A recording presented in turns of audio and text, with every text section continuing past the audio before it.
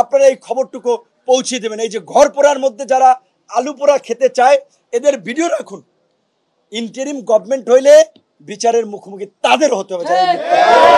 ভাবছে যে কি সরকার এরা গঠন করে বলাইছে যারা লুটপাট করছে, এমপি হয়ে গেছে, মাস্তান হয়ে গেছে, গুন্ডা হয়ে গেছে, এখনই মার্কেট দখল, আরেকজনের ফ্ল্যাট দখল, আরেকজনের টেলিভিশন চ্যানেল দখল, আরেক সাংবাদিককে মাইরা হাউস থেকে বের করে দেওয়া, এই নৈরাজ্য আমরা চাই না।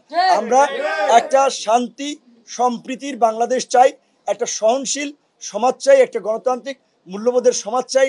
মারামারি, হানাহানি, প্রতিশোধ, প্রতিহিংসা এই দেশে গত 53 বছরে চলেছে। এই অ্যানালগ রাজনীতি, old generation corrupted politics, dirty পলিটিক্সকে তরুণ সমাজ ধুয়ে মুছে তারা পরিষ্কার করে নতুন রাজনীতি, নতুন বাংলাদেশ বিনির্মাণ করবে। যেই কারণেই তরুণরা আজকে এই শিক্ষা প্রতিষ্ঠান থেকে রাজপথে, কোটা সংস্কার থেকে রাষ্ট্র সংস্কারের দাবি তুলেছে। রাষ্ট্র সংস্কার করেই তরুণরা যারা শিক্ষার্থী তারা শিক্ষা প্রতিষ্ঠানে ফিরবে, যারা রাজনীতি করছে তারা আগামীর বাংলাদেশের নেতৃত্ব দেবে। এই দেশে সাগর রুনি সহ যেই সাংবাদিকদের হত্যাকাণ্ডের শিকার হয়েছে তাদের বিচারও আমরা দাবি জানাই এবং আমরা তার জন্য সোচ্চার থাকব।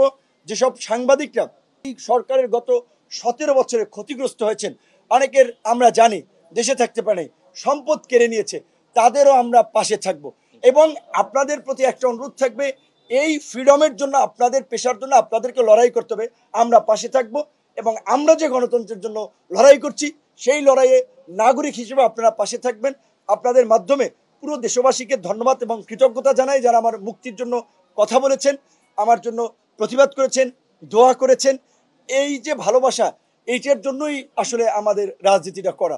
সো এই ভালোবাসাই আমরা মানুষের কাছে চাই এবং আমরা এই সম্প্রীতি, আগামী শুক্রবার এই সম্প্রীতি সমাবেশ করার মধ্যে দিয়ে আমরা জেলায় জেলায়ও জাতীয় ঐক্য এবং সম্প্রীতি প্রতিষ্ঠার জন্য জেলায় জেলায় আমরা সফর করব। আমরা আমাদের নেতাকর্মী সহ সব দলের নেতাকর্মীদেরকে আবারও শান্ত থাকার অনুরোধ জানাই। বিশেষ করে একটা কথা বিশেষভাবে উল্লেখ করা দরকার, হামলা হয়েছে মাশরাফির বাড়িতে, সেটা অনাকাঙ্ক্ষিত, আমরা নিন্দা জানাই। কিন্তু প্রচার করা হচ্ছে যে সংখ্যালঘু লিটন দাস।